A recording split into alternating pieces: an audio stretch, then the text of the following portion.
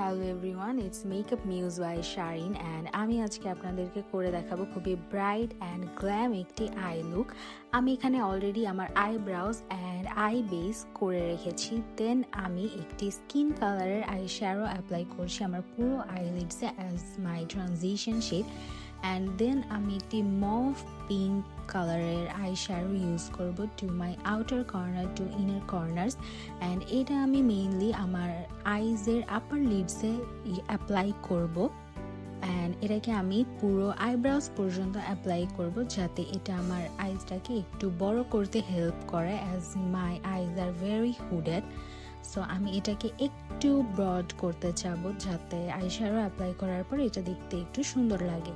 And এটাকে আমি পুরো আইজে ভালোভাবে রাউন্ড রাউন্ড করে অ্যাপ্লাই করে দিব। দেন ফর দি নেক্সট স্টেপ আমি এখানে ব্রাউন আই শ্যাডো অ্যাপ্লাই করব, যেটা আউটার কর্নার থেকে আমি আমার আইজের মিডল পর্যন্ত এটাকে স্মাচ করে দিব। অ্যান্ড এটাও আমি সেমভাবে আমার আইব্রাউজ পর্যন্ত অ্যাপ্লাই করব যাতে এটা একটু ডার্ক অ্যান্ড বড় করে আমার চোখটাকে। এটা ভালোভাবে অ্যাপ্লাই করতে হবে। এটার জন্য আমি আগের ব্রাশের থেকে একটু ছোট ব্রাশ ইউজ করছি যাতে আমার অ্যাপ্লাই করতে হেল্প হয়। এভাবেই আমি আমার দুটো চোখেই আই শ্যাডোটা অ্যাপ্লাই করে দিব। অ্যান্ড এটাকে আমি একদম উপর পর্যন্ত নিয়ে যাব আমার আইব্রাউজ পর্যন্ত। অ্যান্ড দেন আমি এখানে একটা ডার্ক ব্রাউন, খুবই ডার্ক একটা ব্রাউন শেডের আই শ্যাডো ইউজ করব। আর এটাকে আমি জাস্ট আমার চোখের আউটার কর্নার্সে অল্প একটু লাগাবো যাতে এটা একটু ডার্ক করে দেয় আমার আই শ্যাডোটাকে, যেহেতু আমার প্রিভিয়াস টোন দুটো খুবই লাইট কালারের ছিল আই শ্যাডোর। সো আমি এখানে একটু ডার্ক আই শ্যাডো নিব অ্যান্ড জাস্ট আমার আইজের কর্নারটাতে একটু হালকা করে স্মাচ করে দিব আই শ্যাডোটা দিয়ে। অ্যান্ড অবশ্যই আই শ্যাডোটা কিন্তু ডাস্ট অফ করে নিতে হবে চোখে লাগানোর আগে যাতে এটার ব্লেন্ডিংটা খুবই স্মুথ হয়।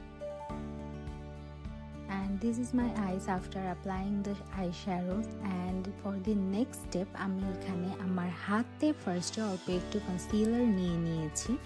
অ্যান্ড যেহেতু আমি একটু উইংড আই শ্যাডো দিতে চাচ্ছি সেহেতু আমি এখানে আমার আই লিডসের আউটার কর্নার থেকে আইব্রাউজের একদম লাস্ট যেখানে শেষ হয় সেই পর্যন্ত একটা উইংড শেপে আমি কনসিলার দিয়ে জায়গাটাকে কভার করে দিব যাতে এটা একটা উইং এফেক্ট দেয়। অ্যান্ড এটা খুবই একটা ইজি প্রসিজার, যদি আপনারা একটু ভালোভাবে লক্ষ্য করেন তাহলেই দেখতে পারবেন। আমি এখানে খুবই ইজিলি জাস্ট একদম এক সোয়াইপে আমি এখানে কনসিলারটাকে অ্যাপ্লাই করে দিয়েছি। দেন দুটো চোখেই সেমভাবে দেওয়ার পরে আমি কনসিলারটা ব্লেন্ড করে দিব। নেক্সট আমি এখানে একটা dark green, it's kind of olive green type of colour আমি এখানে নিয়ে নিয়েছি।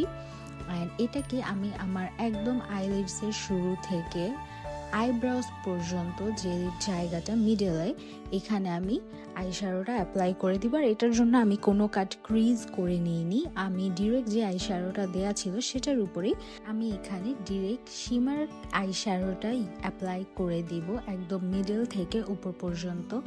অ্যান্ড দুটো আইজেই আমি সেমভাবে এই সেম কালারের আই শ্যাডোটা অ্যাপ্লাই করবো। এখানে একটাই শিমার কালারের আই শ্যাডো আমি অ্যাপ্লাই করছি আমার আইজে। অ্যান্ড এটা করার পরে এখানে আমি দেখিয়ে দিয়েছি আমি কতটুকু অ্যাপ্লাই করেছি।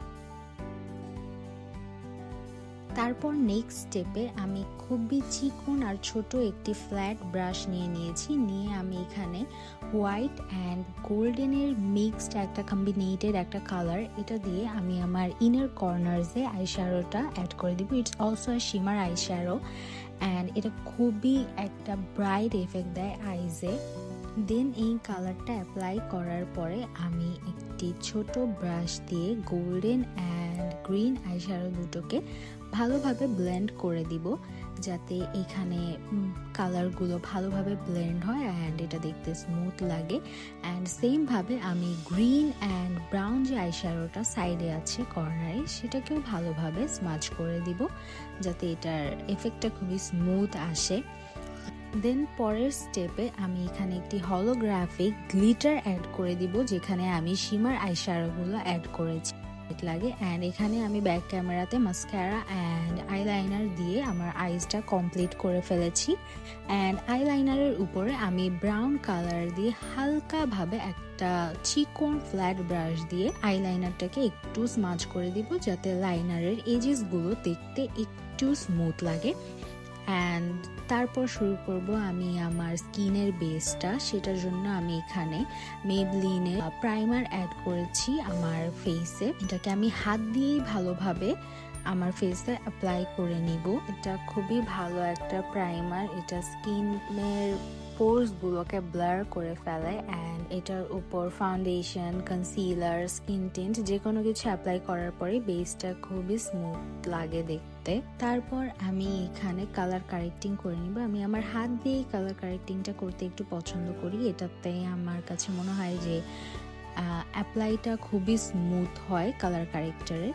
আমি এখানে আমার ডার্ক যে স্পটসগুলো আছে, যেমন ডার্ক সার্কেল, হাইপার পিগমেন্টেশন, এই এরিয়াগুলোতে আমি রেড কালার কারেক্টারটা অ্যাড করে নিব। আর এটা আমি অলওয়েজ আমার হাত দিয়ে করি, তাহলে ফিনিশিংটা খুবই সুন্দর হয় স্কিনে, আর এটা খুব ভালোভাবে ব্লেন্ড হয়ে যায়।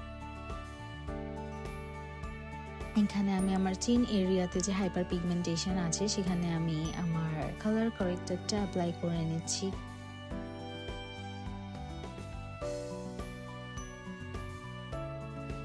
আমার আইজের কর্নার্স গুলোতেও আমার একটু হাইপার পিগমেন্টেশনের প্রবলেম আছে, আমি সেখানেও কালার কারেক্টারটা অ্যাপ্লাই করে নিব।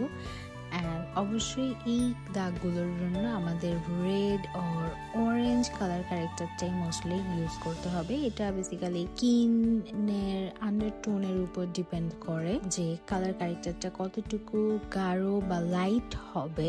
আর তারপরে আমি এখানে একটু শি গ্ল্যামের কম্প্যাক্ট পাউডার দিয়ে কালার কারেক্টারগুলোকে হালকাভাবে সেট করে নেব। এটা লুজ পাউডার দিয়েও করা যায়, বাট আমি কম্প্যাক্ট পাউডার দিয়ে করি, কারণ শি গ্ল্যামের এই কম্প্যাক্ট পাউডারটা খুবই লাইট ওয়েট, এটা খুব বেশি হেভিনেস নেই।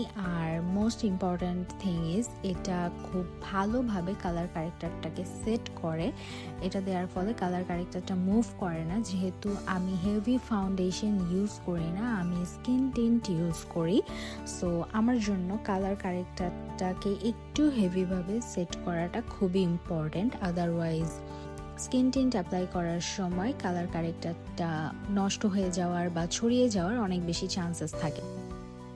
দেন আমি যেই এরিয়াগুলোতে কালার কারেক্টার করেছি তার সাইডে দিয়ে, যেখানে কালার কারেক্টারটা নেই, মেইনলি ফাঁকা স্পেসগুলোতে আমি একটা ফুল কাভারেজ কনসিলার অ্যাড করব। আমি এখানে এলফের কনসিলারটা অ্যাপ্লাই করছি। অ্যান্ড এই কনসিলারগুলোকেই আমি একটা কনসিলার ব্লেন্ডিং ব্রাশ দিয়ে ব্লেন্ড করে করে কালার কারেক্টারের উপরের দিকে নিয়ে যাব, যেখানে কালার কারেক্টারটা আমার আছে, আমি অ্যাপ্লাই করেছিলাম। আপনারা দেখতেই পাচ্ছেন যে আমি কিভাবে ব্লেন্ড করছি। এটা খুবই হালকা হাতে ব্লেন্ড করতে হবে অ্যান্ড আস্তে আস্তে কনসিলারটাকে উপরের দিকে উঠিয়ে নিতে হবে। আর এটা একটু টাইম কনজিউমিং একটা প্রসিজার, এটা খুবই আস্তে আস্তে করতে হবে, তাড়াহুড়ো করে করা যাবে না, তাহলে কালার কারেক্টারের যেই কালারটা থাকে সেটা একটু ছড়িয়ে যেতে পারে।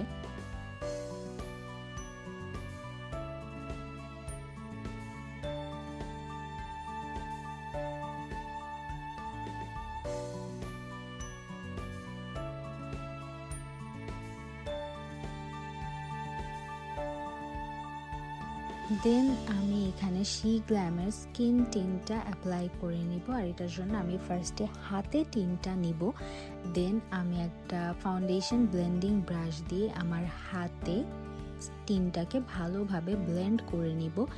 দেন এটাকে আমি আমার ফেসে অ্যাপ্লাই করব। আস্তে আস্তে করে অ্যাপ্লাই করতে হবে টিনটাকে পুরো ফেসে, আমি এটাকে ভালোভাবে অ্যাপ্লাই করব।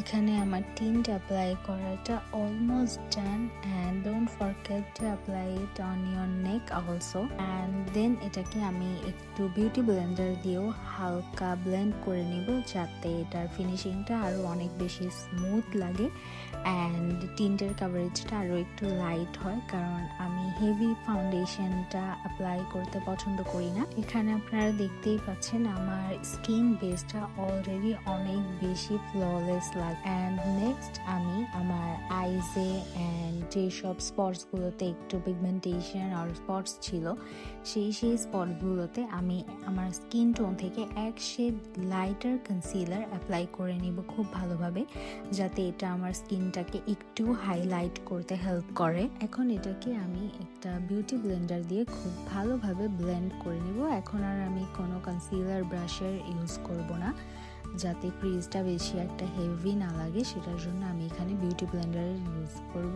আর এতে ব্লেন্ডিংটাও খুব সুন্দর হয় যদি লাস্ট স্টেপে আপনারা বিউটি ব্লেন্ডার দিয়ে কনসিলারটাকে ব্লেন্ড করেন আমার মতো, তাহলে আপনাদের স্কিন বেসটাও অনেক বেশি লাইট ওয়েট প্লাস ফুল কাভারেজের হবে।